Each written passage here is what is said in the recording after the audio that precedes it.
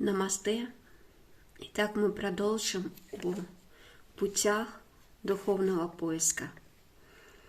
Как мы говорили, все живые существа устремлены в поиске истинного счастья. И начальные пути этого поиска обусловлены нашей ограниченностью и непониманием, кто мы являемся на самом деле. И мы с вами поговорили о карма-марге, о майя-марге, о нава-марге и коснулись немного йога-марги. Марга – это путь, поиск чего-то или стремление к чему-то. Мы знаем, что все мы стремимся к счастью, обнаружению этого счастья в своей жизни.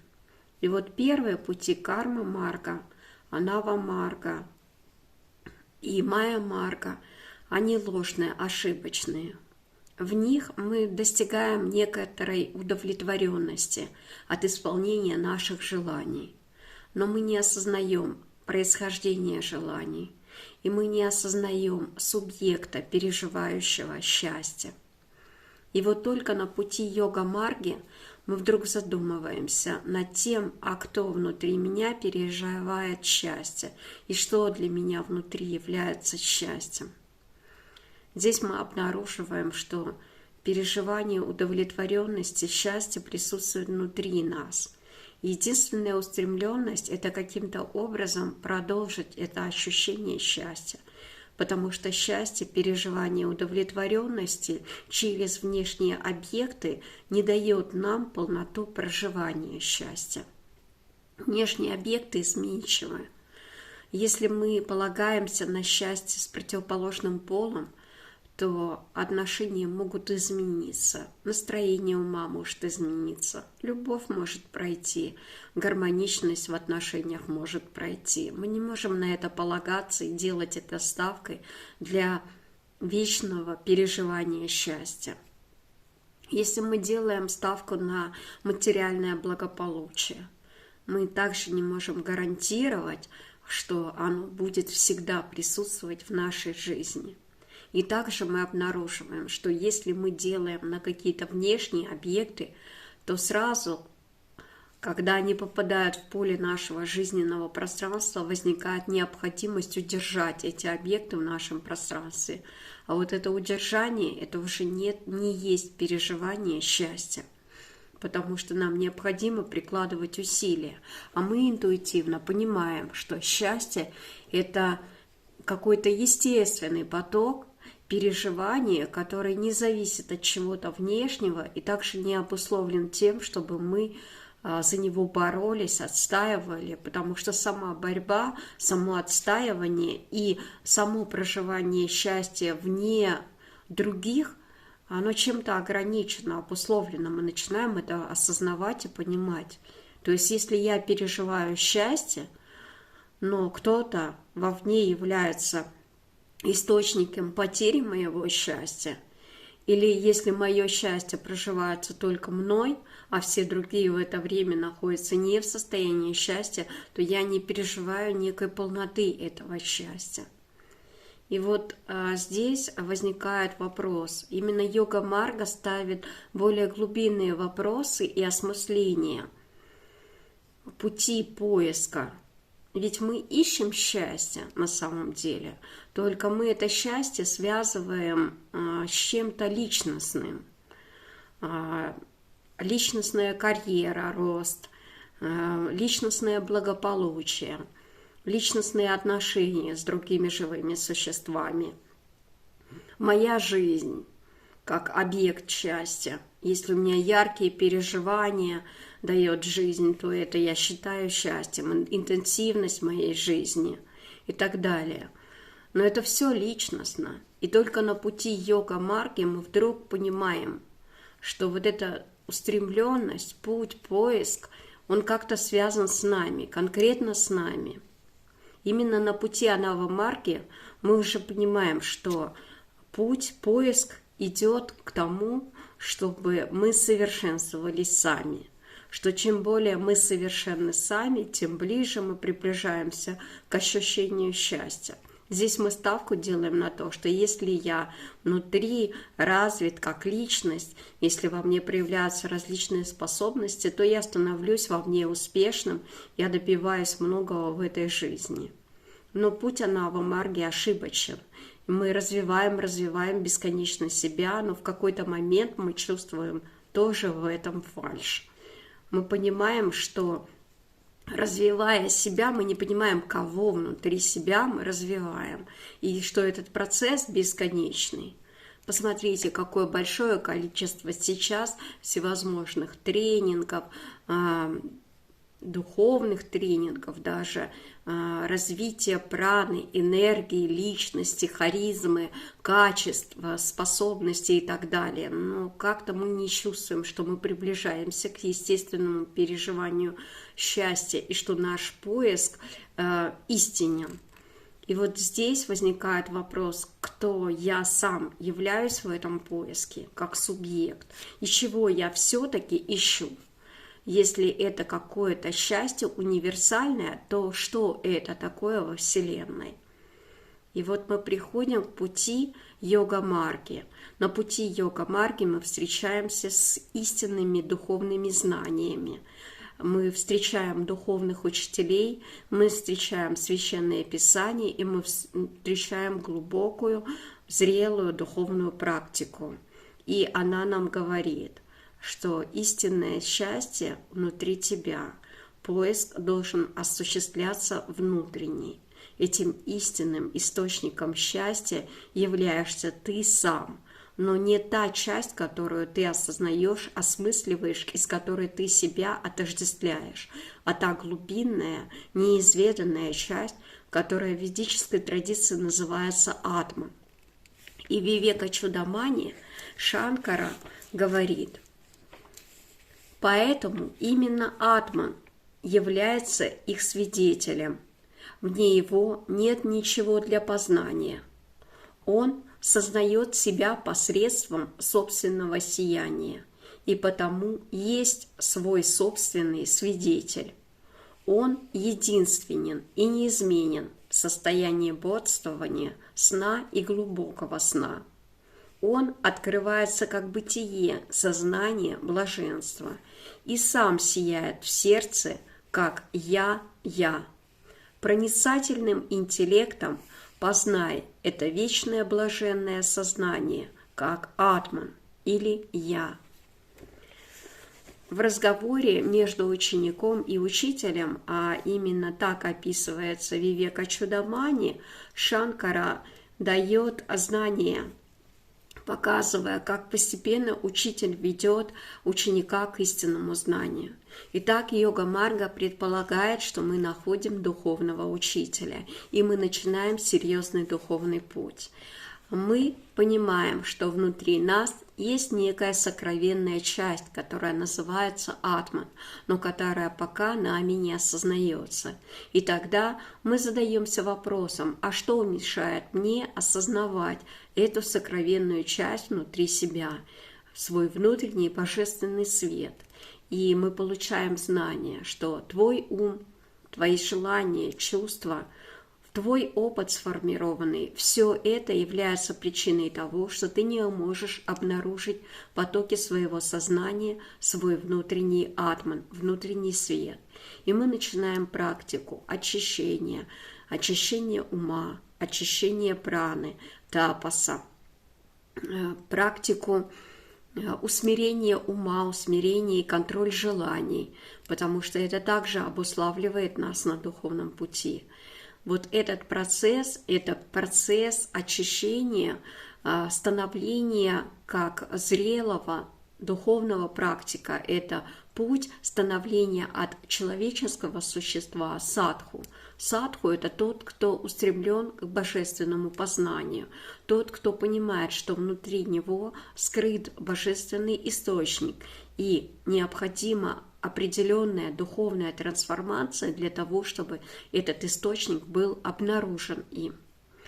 И здесь, в этом поиске устремленности, мы следуем наставлениям святых и следуем наставлениям духовных писаний. Здесь для нас возникает вопрос поиска духовного учителя, поиска традиции духовной и становления на путь как садху, то есть тот, кто идет по духовному пути. И здесь цель сразу становится понятной.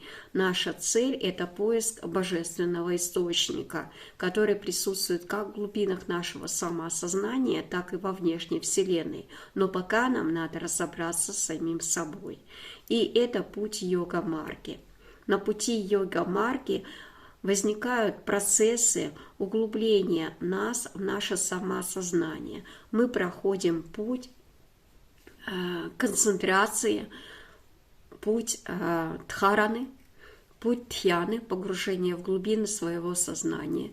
И в конечном итоге мы приходим к самадхи.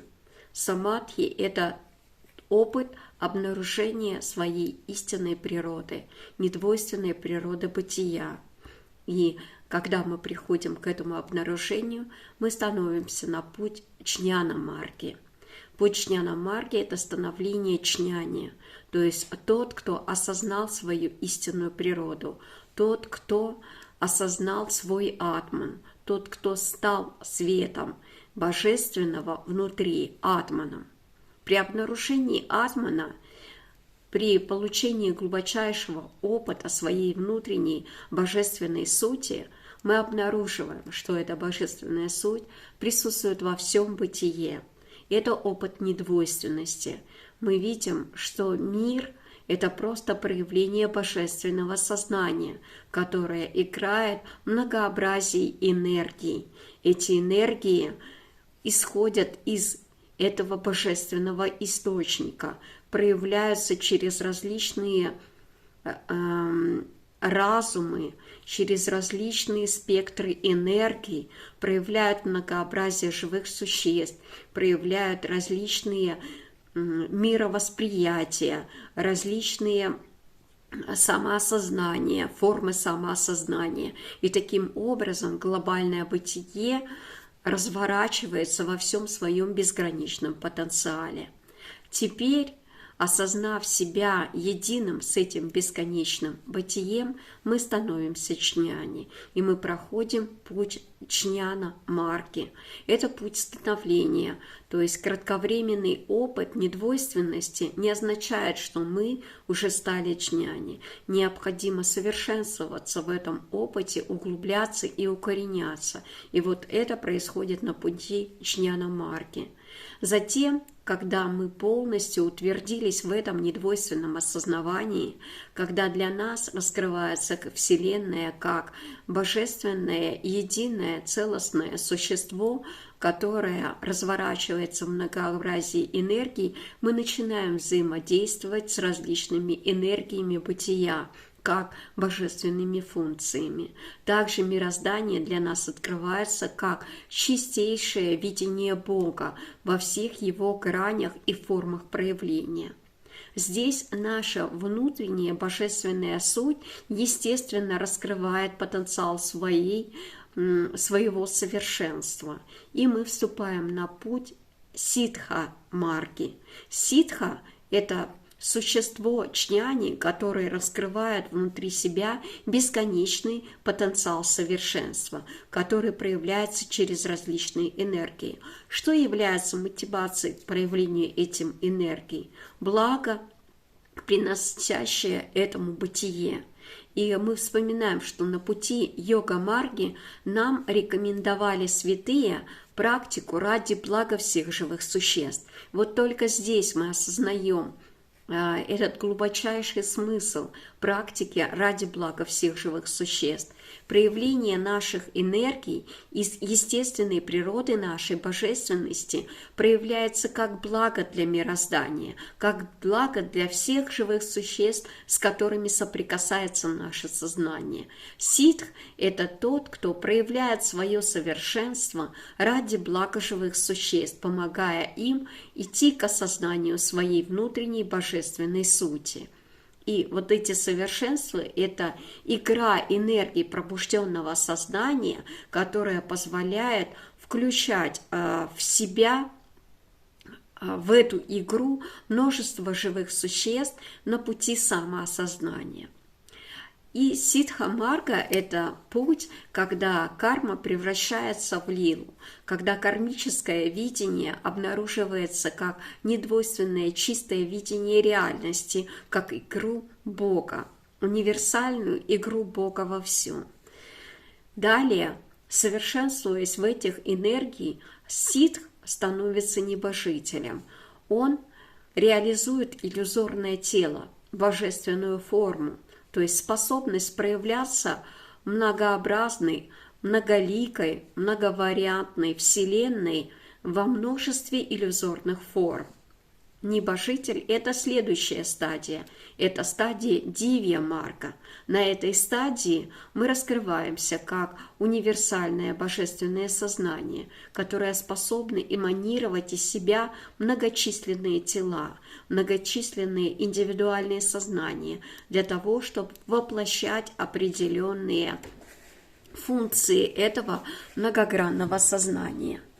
И здесь мы становимся одной из функций божественного сознания, которая проявляется уже на уровне Вселенной. Как мы знаем, Вселенная многообразна в своих формах проявления, она сложна, но кто же управляет этой Вселенной? Мы говорим, что этой Вселенной управляет божественное сознание. Но посредством чего оно управляет?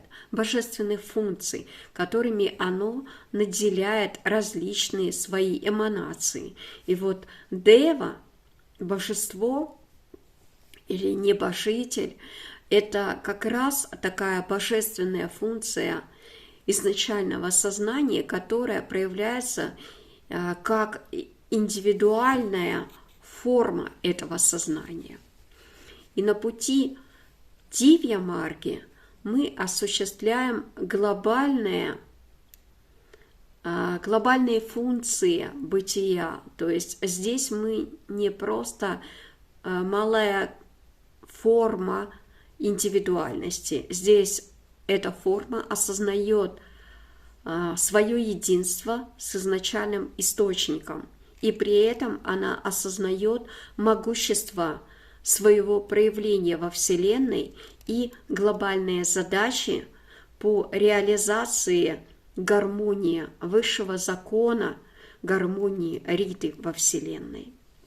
Таким образом, мы эволюционируем на духовном пути. И теперь мы можем сказать, что путь карма-марги, путь майя-марги, путь анава-марги – это пути для ограниченных существ, не осознающих своей исконной божественной природы. На пути йога-марги мы начинаем поиск этой божественной природы.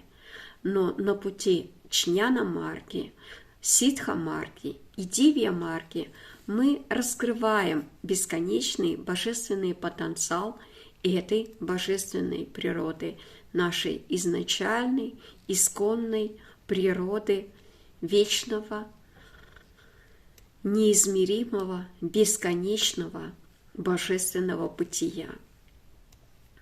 Таким образом осуществляется путь эволюции души.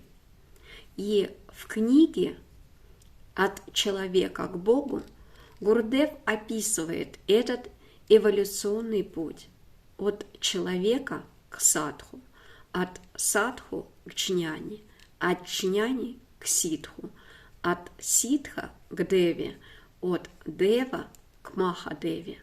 Махадевы – это божественные существа, подобные Шиве, Вишну, Брахме, боги-творцы, творящие бесконечные реальности бытия.